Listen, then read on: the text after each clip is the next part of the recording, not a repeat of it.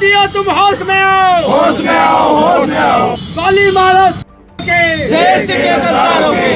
अगर अपनी हरकत से बाज नहीं आए तो एक दिन ऐसा भी आएगा कि ना तो तुम्हें जमीन मिलेगी और ना तुम्हें आसमान मिलेगा।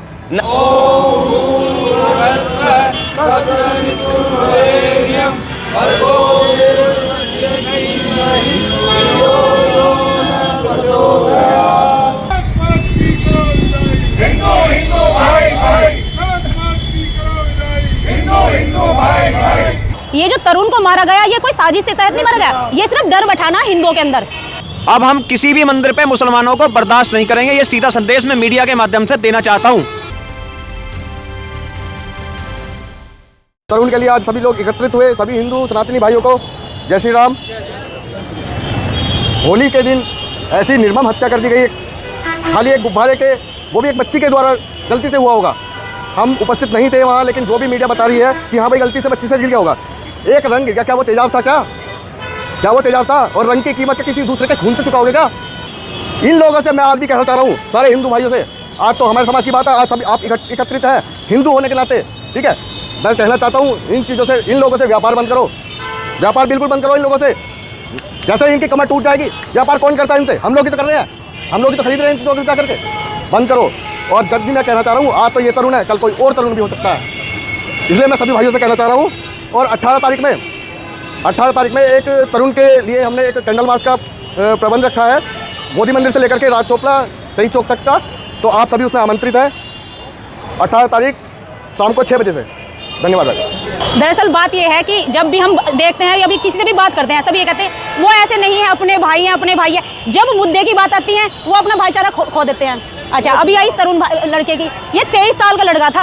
आप ये बताइए 23 साल का लड़का इतना बड़ा करना कोई मामूली सी बात है? और वो 1 मिनट में ख़त्म कर दिया, मात्र कितना, इतना सा एक गुब्बारा, और इतनी सी उसकी जान बना दी।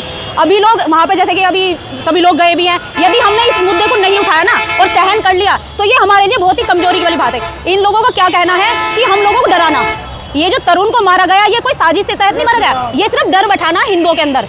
उस डर के कारण कि जैसे कि आज इसको मार दिया तो अगले लोग क्या सोचेंगे कि भाई हम आवाज़ नहीं उठाते, कभी हमारे घर में भी ऐसे हो जाए, हमारे लड़कों को भी मार दे। लेकिन एक डर की वजह से यदि हम घर में बैठे तो आगे हमारा भी ये नंबर आना है, तो हमें डर के नहीं बैठना। यदि ऐसा हुआ तो एक की वजह हमें 2 जान लेनी है, और ये हमें ऐसा विचार बनाना पड़ेगा। जैसे आज हम लोग बैठे हैं ना, इसमें और अनगिनत होने चाहिए थे। और बस यही कहना चाहूँगी कि डर के नहीं बैठना है, इनका मुद्दा सिर्फ यही है कि हम लोगों को डराना, दहशत बैठाना। जय श्री राम। तरुण खटीक की जो हत्या हुई है वो एक साजिश के तहत हमारे त्यौहार होली के पर्व को इन द्वारा ना आगे से मनाया जाए, इस वजह से ये त्यौहार को रद्द करने की हमारी साजिश है।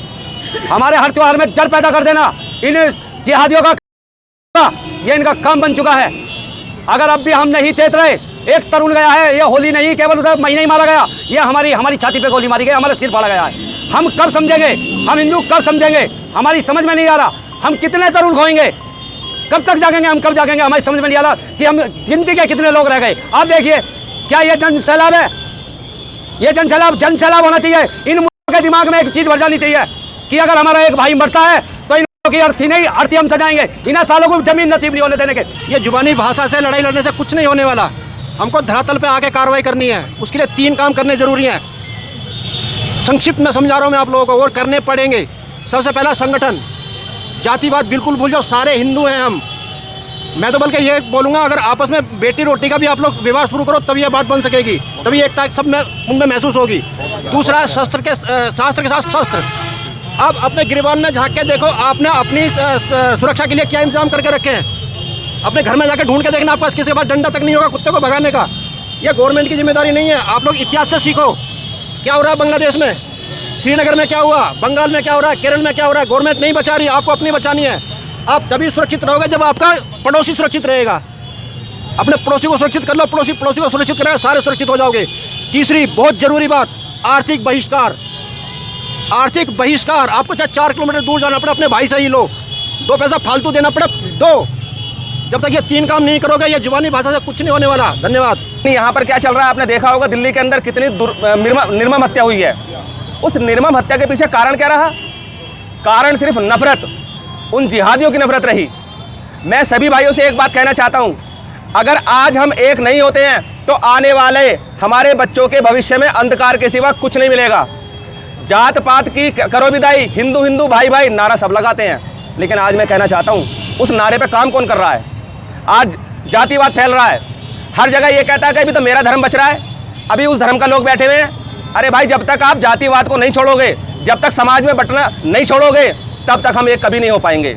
मैं आपसे फिर आग्रह करता हूँ, निवेदन करता हूँ, पुनः आपसे एक बार कहता हूँ, इस जात पात को सभी भाई बहन एक तरफ हटाने के बाद सबसे पहले हिंदू कहना शुरू करो। मैं सभी हिंदू भाइयों से अपील करना चाहता हूं कि अपने आप को पहचानो, अपने संगठन की ताकत को पहचानो, अपने अंदर छुपे हुए श्री राम को जानो, तभी हम आगे बढ़ पाएंगे। और एक होकर दिखा दो इन्हें कि अगर अपनी हरकत से बाज नहीं आए तो एक दिन ऐसा भी आएगा कि ना तो तुम्हें जमीन मिलेगी और ना तुम्हें आसमान मिलेगा। कि जैसे हमारा अब ये सीगरी का मेला भरेगा और सबसे हाथ जोड़ के प्रार्थना है किसी भी मुसलमान को ठिया ना लगवाया जा।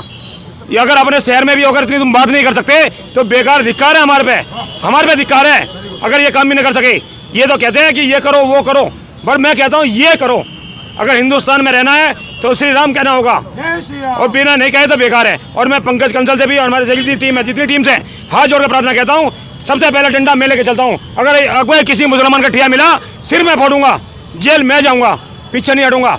बेशक मैं तरुण का नहीं इंसाफ करवा सका, पर अब इंसाफ ऐसे नहीं ऐसा होगा। देखिए, जिस प्रकार से अभी जो बहुत सारी बातें हुई हैं इस मामले में, मैं एक अंतिम बात कहना चाहता हूं कि जब हमारे धर्म से इतनी दुश्मनी है इस्लाम वालों को, बिल्कुल स्पष्ट और सीधा संदेश मैं देना चाहता हूं, अब हम किसी भी मंदिर पे मुसलमानों को बर्दाश्त नहीं करेंगे। ये सीधा संदेश मैं मीडिया के माध्यम से देना चाहता हूं। सीकरी वाले मंदिर से हम इसकी शुरुआत करने वाले हैं। जिन लोगों ने भी ठेका लिया है सीकरी मंदिर पे, वो हमारे भाई हैं, चाहे कोई भी हो। मैं इस मंच के माध्यम से निवेदन करना चाहता हूं अपने भाइयों से कि भाइयों, मुसलमानों को एक भी दुकान या एक भी ठिया या एक भी झूला न लगाने दें। ये बिल्कुल स्पष्ट संदेश है, क्योंकि हम काफिर हैं मुसलमानों के लिए, और काफिरों के त्योहारों से और मंदिरों से 1 रुपया हम कमाने नहीं देंगे। ये बिल्कुल स्पष्ट संदेश है। तो मैं केवल 2 शब्दों में अपनी बात कहना चाहता हूं कि सीकरी के हमारे जिन भाइयों ने ठेका लिया है, वो मुसलमानों को किसी भी प्रकार से अब कोई भी ठिया अपने यहाँ सीकरी मंदिर में न लगने दे। धन्यवाद। भारत माता की जय।